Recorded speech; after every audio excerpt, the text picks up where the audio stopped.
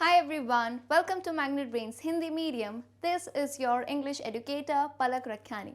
इस सेशन में हम शुरुआत करने वाले हैं class 10th English Bihar board के मल्टीपल चॉइस क्वेश्चंस यानी ऑब्जेक्टिव क्वेश्चंस की। काफ़ी इंपॉर्टेंट होते हैं ये। क्या होते हैं फिर से बता दूं भाई, आपको मिलता है एक क्वेश्चन जिसके होते हैं 4 ऑप्शंस और उन 4 ऑप्शन में से कोई सिर्फ एक होता है करेक्ट आंसर। तो बिहार बोर्ड वालों के लिए बड़े इंपॉर्टेंट है एमसीक्यूज, बहुत सारे ही नंबर में ये पूछे जाते हैं। अब हम chapter number 1 the pace for living के एमसीक्यू की बात करेंगे। तो इसमें आप लोगों की ड्यूटी क्या है भाई, जैसे ही क्वेश्चन आता है मैं आपको दूंगी फ्यू सेकंड्स, कुछ सेकंड्स, क्योंकि बहुत फास्ट टाइपिंग करते हो मुझे पता है। तो जल्दी से आपको कमेंट सेक्शन में उस क्वेश्चन नंबर के साथ उस ऑप्शन नंबर या ऑप्शन का नाम आपको दे देना है वहाँ पे, एंड देन कुछ सेकंड्स के बाद ही मैं आपको आंसर दिखाऊंगी। You need to check your answers and let's also see के एंड में किसका स्कोर सबसे ज़्यादा आता है। भाई, मैग्नेट ब्रेन्स हिंदी मीडियम एक ऐसा चैनल है जो आपको देता है बिल्कुल ही free plus quality education, and यहाँ पे आपको मिलती है हमारे ही एक्सपर्ट टीचर्स द्वारा बनाई गई books and e books. Beginning with the session, I hope आप सब बिल्कुल रेडी हो, है ना, कमेंट सेक्शन में। कैसे पैटर्न चलेगा बता देती हूँ। ऐसे क्वेश्चन आएगा भाई, क्वेश्चन नंबर 1 है, 4 ऑप्शंस हैं। पेस फॉर लिविंग हमने अच्छे से पूरा लेसन पढ़ लिया है, explanation, question answer, grammar, everything. I hope, उम्मीद करती हूँ सब अच्छे से आंसर दो और ये बेस्ट वे है रिविजन करने का।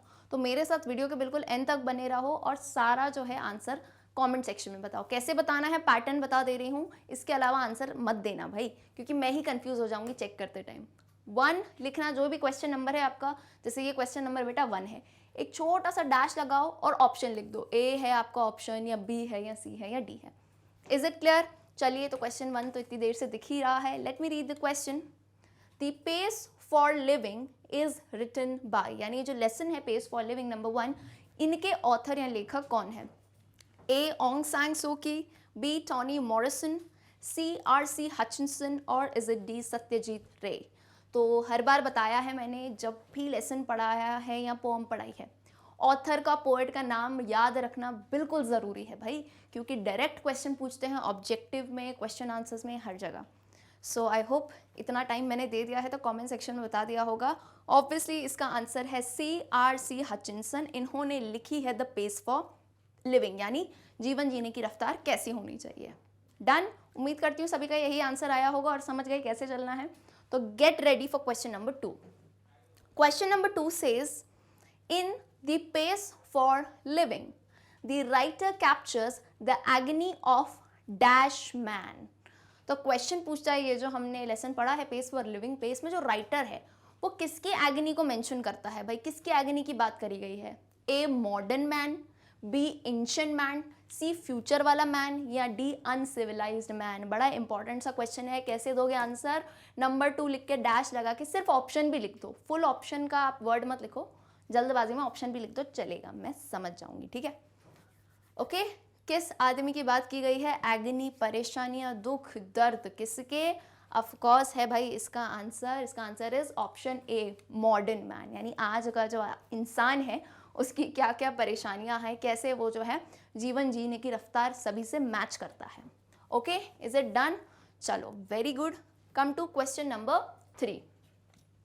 The main character in the play which the author saw was a or an dash corn merchant.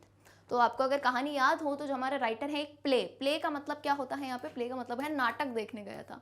तो उस नाटक में जो है मेन कैरेक्टर यानी मुख्य किरदार कौन था? Dash corn merchant. कॉर्न यानी भुट्टा बेचने वाला जो व्यापारी होता है, कैसा था पर वो? तो आपको बताना है जल्दी से। A elderly, B handicapped, C young, या डी डायबिटिक? इनमें से कौन सा कॉर्न मर्चेंट था? मुझे लगता है क्वेश्चन देखते ही आंसर बता दिया होगा। Very obvious, this is option A, elderly corn merchant. Elderly यानी बूढ़ा सा, है ना, कॉर्न मर्चेंट। सिंपल। चलो भाई, gate ready for question 4। The author admits that quick travel does not give the traveler the real dash of travel. Author यानी जो हमारे राइटर है वो बताते हैं कि क्विक ट्रैवल यानी बहुत ही जल्दी जल्दी तेज़ रफ्तार में जो है ट्रैवलिंग करना है ना, it does not give the traveller, जो ट्रैवल कर रहा है उसको असली डैश नहीं देता है यात्रा का।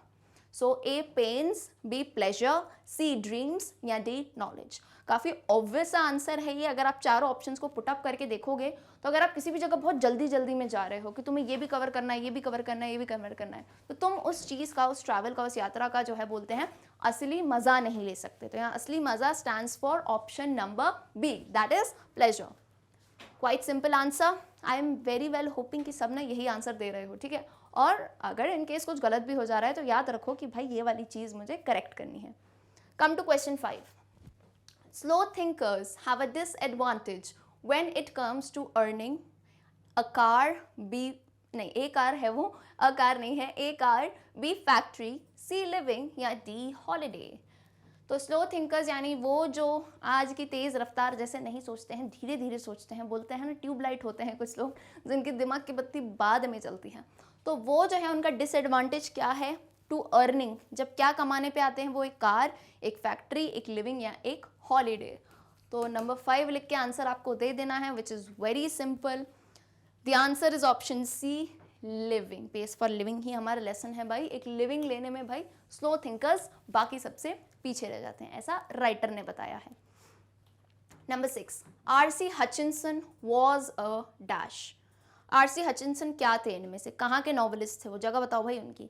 ए American novelist, B British novelist, C French novelist, D Italian novelist. So again भाई जब भी इंट्रोडक्शन या अबाउट द ऑथर पढ़ते हैं तो उसे भी कान खोल के सुनना है, क्योंकि यही पूछ लिया कि ऑथर कौन से नॉवलिस्ट हैं। So very simple answer it is option number B, he was a British novelist. British यानी अंग्रेज, इंग्लिश नॉवलिस्ट थे वो, ठीक है। चलो question 7, where did the author see a play in which a corn merchant was the chief character. अब जहाँ जिस प्ले की, जिस नाटक की बात हो रही है, जहाँ पे वही कॉर्न मर्चेंट जो है मेन कैरेक्टर था, वेयर आया है यानी ये ऑथर ने कहाँ देखा है, जगह का नाम आपको बताना है। सो वो भी दिया था हमारी पोम में क्लियरली, सबको याद होगा। ए बुदापेस्ट, बी मिलान, सी ड्यूबलिन और इज इट डी कॉन्टेब्यूरी। इन चारों में से कौन सी जगह है। काफ़ी सिंपल कर देते हैं क्वेश्चन को। देखो ऑप्शन तो कहीं से भी कंफ्यूजिंग नहीं है, बिल्कुल क्रिस्टल क्लियर आपके ऑप्शन है बेटा। Correct answer is option C, that is Dublin, ठीक है। चलो moving to question 8, who had the fantastic notion of spending 10 euros on a holiday। Fantastic notion, ये एग्जैक्ट लाइन है, कहानी से हंसी आ रही है मुझे क्योंकि भाई ये सही बात है। जो है उनकी कौन थी, एक रिलेटिव ही थी भाई कौन मर्चेंट की, जो कि वो इतने परेशान थे पैसे से, पर फिर भी हर हॉलीडे, हर छुट्टी पे जो है 10 यूरो खर्च करते थे। A son of the corn merchant, B daughter of corn merchant, C father of corn merchant or is it D wife of corn merchant. तो बोले मैम बहुत ही ऑब्वियस बात है, हॉलीडे पे 10 यूरोस कौन खर्च करती थी, डी उनकी वाइफ जो है, wife of the corn merchant. Okay आ जाते हैं क्वेश्चन 9 पे। Who was cheating the corn merchant. Corn merchant को धोखा कौन दे रहा था, उसके साथ छल या कपट कौन कर रहा था। A his son, B his nephew, C his daughter और D his wife। So again quite obvious answer है इसका B his nephew।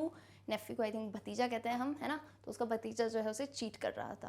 मुझे लगता है कहानियाँ बहुत अच्छे से याद होती होगी, है ना, बिकॉज कहीं ना कहीं इसमें ड्रामा आता है तो ड्रामा वाली चीज़ें याद रहती हैं, बट अच्छी बात है, याद रखो और सही आंसर टिक करके आना।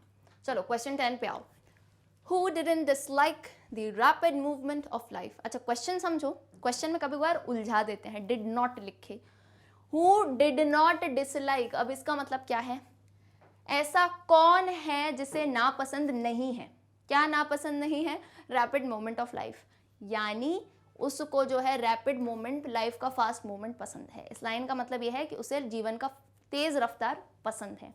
कौन है ये, corn merchant, Neiphiu of corn merchant, the author या फिर wife of corn merchant.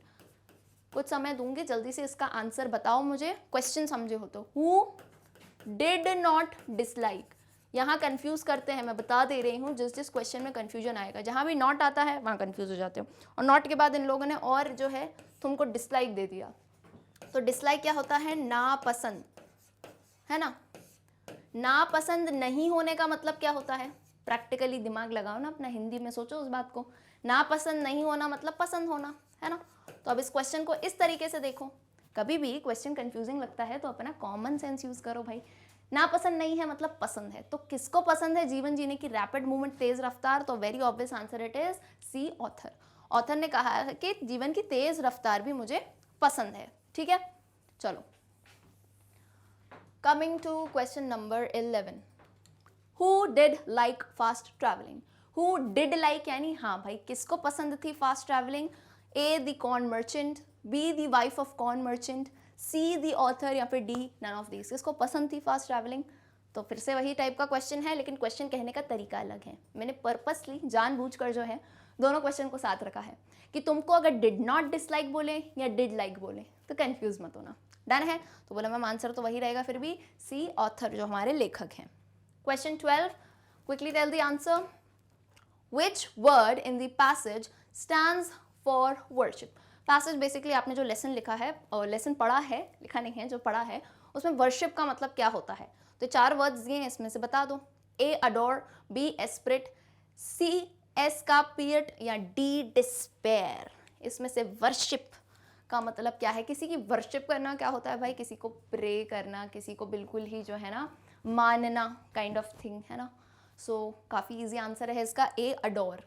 I adore you यानी आपको कोई बहुत पसंद है, आप उसकी जो है पूजा करते हो, तो अडोर करना, राइट। सो ऑप्शन ए हो जाता है correct answer. Okay, gate ready for question 13। Which tribe did the author belong? Author जो है यानी जो लेखक है अपने आप को किस ट्राइब, किस समाज का मानते थे, किस लोगों की ग्रुप का मानते थे? A fast thinkers, B slow thinkers, C steady thinkers, या D none of these. So किस टाइप के थिंकर्स में वो डालते थे खुद को? बहुत ही ऑब्वियस है, राइटर ने खुद को ऐसा बता रखा है कि भाई कोई भी आईक्यू का टेस्ट हो तो मैं उसमें बिल्कुल ही लास्ट आऊँगा, क्योंकि इसमें ये जो है ब्रेन की एफिशिएंसी चेक करते हैं। तो वो खुद को क्या मानते थे? ऑप्शन नंबर बी यानी स्लो थिंकर्स की ट्राइब का। Okay, coming to question 14, how many girls were there in the film? अब ये आता है थोड़ी कहानी के एंड तक की बात है, जब राइटर जो है अपनी वाइफ के साथ एक फिल्म कहानी मूवी देखने जाते हैं बेसिकली, तो उसमें लड़कियां आती हैं। तो कितनी गर्ल्स की बात की गई थी जिनका ए बी सी नाम दे दिया गया था? तो आई थिंक मैंने बोलते बोलते आंसर बता ही दिया, ए बी सी यानी 3 लड़कियां थी। So very obvious option B becomes the correct answer. ठीक है, चलो question 15, weak hearted means same as?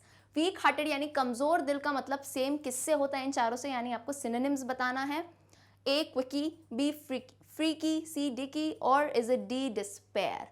ये बेटा लेसन में से ही वर्ड है, तो ये वर्ड तो बिल्कुल आना चाहिए without any doubt. Week hearted कमजोर दिल वाला, तो ये कहा गया था जो कॉर्न मर्चेंट है वो कमजोर दिल वाला था। क्या वर्ड यूज किया गया था उसके लिए? Very easy, option C Dicky, यानी वो बहुत ही ज्यादा वीक हार्टेड कमजोर दिल का था। डन, चलो come to question 16, when the narrator goes to cinema he finds himself in? जब नरेटर यानी जो लेखक सिनेमा यानी वो फिल्म देखने गए थे तो वो खुद को किस हालत में पाते हैं? A a peculiar seat, B a hopeless fog, C a cheerful mood, or is it D great trouble? यानी वो खुद को किस हाल में पाते हैं? यानी कहानी में इतनी जल्दी जल्दी सीन आ रहे थे, हीरोइन आ रही थी, प्लॉट बदल रहा था, तो वो खुद को एक कौन सी सिचुएशन में पा रहे थे? वेरी इजी, ये फ्रेज लिखा भी हुआ है आपके ही लेसन में। Option B becomes a correct answer, a hopeless fog. Fog यानी क्या होता है? धुआं होता है भाई, जिसे हम कहते हैं ना ओस जम जाती है जैसे, तो होपलेस फॉग यानी होपलेस यानी कुछ समझ नहीं आ रहा था उन्हें। ठीक है, आ जाओ क्वेश्चन 17 पे। The antonym of rapid is? Now what is the meaning of antonym? Antonym is basically, अगर मैं आपको बेटा हिंदी से रिलेट करवाऊं तो एंटोनिम होते हैं विलोम शब्द। विलोम यानी किसी वर्ड का उल्टा। तो यहाँ पूछ रहे हैं एंटोनिम ऑफ रैपिड। रैपिड का मतलब पता होना चाहिए, है ना। तो रैपिड का मतलब होता है तेज। तेज यानी बहुत ही फास्ट कोई काम करना, रैपिड मूवमेंट, रैपिडली। जैसे हमने पूरा कोर्स रैपिडली खत्म कर दिया तो बहुत ही तेज तरीके से। तो इसका उल्टा क्या होगा? धीरे। तो is the answer A slow, B fast, C quick, या डी हरी? तो भाई एंड तक आ रहे हैं तो जल्दी जल्दी स्पीड बढ़ाते हैं अपनी। क्या है इसका एंटोनिम? एंटोनिम इज स्लो यानी धीरे। ठीक है, याद रखना है सिनोनिम एंटोनिम भूल मत जाया करो। अच्छा, कुछ स्टूडेंट्स को डाउट रहता है मैम कंफ्यूज हो जाते हैं, सिनोनिम उल्टा वाला होता है सीधा वाला होता है क्या? तो छोटी सी ट्रिक है, बहुत डिफिकल्ट नहीं है। सिनोनिम वर्ड किससे स्टार्ट होता है ना? एस से स्टार्ट होता है। तो ऐसे एक बहुत ही सिंपल सा वर्ड आता है जिसे हम बेटा कहते हैं सेम, ये तो बहुत टाइम से यूज़ करते हो है ना, सेम। तो सिनोनिम होते हैं सेम, यानी वो वर्ड जिनके सेम मीनिंग हो। तो एंटोनिम ऑफ कोर्स उल्टा होगा, ठीक है। एक चीज़ को याद रखो, दूसरी ऑटोमेटिकली याद हो जाएगी। डन है, छोटी सी टेक्निक है, इसे नोट कर लेना। चलो आओ 18 क्वेश्चन पे। The elderly corn merchant was a man of. जो कॉर्न मर्चेंट नाटक में था है ना, तो वो किस टाइप का आदमी था? He was a man of A wealth, B anxieties, C property या डी गोल्ड। कितना आसान आंसर कर दिया है भाई। ए धन दौलत थी उसके पास भाई, बी एंजाइटीज़ थी, बहुत ही ज़्यादा परेशानियाँ थी, सी प्रॉपर्टी यानी बहुत ज़्यादा उसके पास घर थे, या डी गोल्ड यानी बहुत ज़्यादा सोना था। तो क्या था उसके पास? बोलोगे मैम ऑप्शन बी, एंजाइटीज़ थी उसके पास, बहुत ज़्यादा जो है वो पूरे दिन चिंताओं में डूबा रहता था। ठीक है, चलो come to question 19। Quickly tell the answer of this भाई। ये तो बहुत ही इंपॉर्टेंट है, क्यों? क्योंकि जो आपका पूरा लेसन है द पेस फॉर लिविंग किस पे बेस्ड है। So in the pace for living author discusses A the problems of old age, B the miseries of ancient people, C the dilemma of people, or is it the agony of modern man.